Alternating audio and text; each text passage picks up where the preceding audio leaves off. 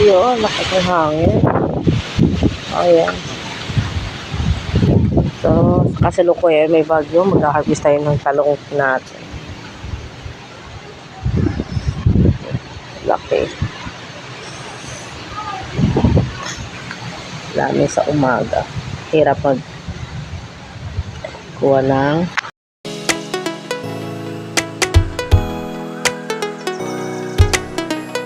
guys, mag-harvest tayo ng bumabagyo ng umaga. Kasalukuyan tayo nag-harvest ng ating talong ay iuulam natin sa umaga, guys. Ayan, meron akong mga talong na tanim dyan. So, malalaki na yan kasi nilagyan ko siya ng pataba, kaya lumaki siya. Ay naman talaga, meron tayong mga tanim dito sa ating mga bakuran kasi in case na hindi tayo makalabas, meron tayong harvesting, di ba guys? So, ayan guys, ito yung nakuha ko sa isang puno at hindi ko inuubos. Inuuna ko yung medyo malalaki at madali siyang magulang. Para sa sunod na mga araw, meron na naman tayong kuhanin. At pumunta ako dito sa loob ng nasunugan na kubo. Oh, eto. Kukunin muna natin kasi medyo malaki-laki siya. Kaya yan, lumaki yan guys kasi nagdagdag ako ng pataba. Ito ang nakuha ko. Sakto lang pang ulam yan sa umaga. Nagugustuhan din ng mga bata ang aking mga niluluto sa kanilang mga gulay kasi galing yan sa aking pananim. O ayan ang ating nakuhang mga talong. So ayan na ang aking nakuha. Kumuha na ako ng 4 na talong. Sakto lang na maubos namin. Masarap talaga kumain ng sariwang gulay na galing sa iyong mga pananim. So binabalatan ko yan guys. Inalis ko muna yung balat niya kasi pag pinirito mo siya, hindi siya makunat. So diretso na kain.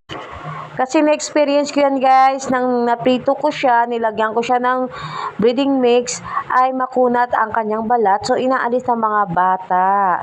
Para eto, so tinanggalan ko siya ng balat para diretso ang kanilang pagsubo.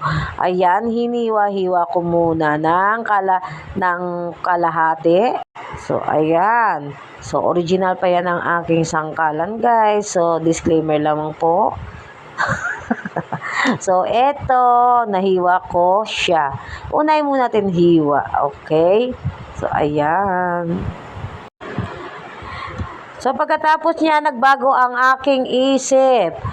Yung 2 kalahati ay hiniwa ko sa 4. Hinati ko pa ulit. O, ayan, natapos na at hugasan muna natin ng 2 beses. So, nag-iisa na lang yung itlog ko sa ref. Kaya yan ang naisip kong gawin. At lagyan natin ng fried chicken. Crispy fry. Para ma-feel ng mga bata na ang niluluto ko ay lasang manok. So, ang galing ng aking videographer, guys. Hindi ko akalain na ganyan palang ginagawa niya. May taga-video ko kasi nahihirapan ako talaga kumuha ng aking sariling video.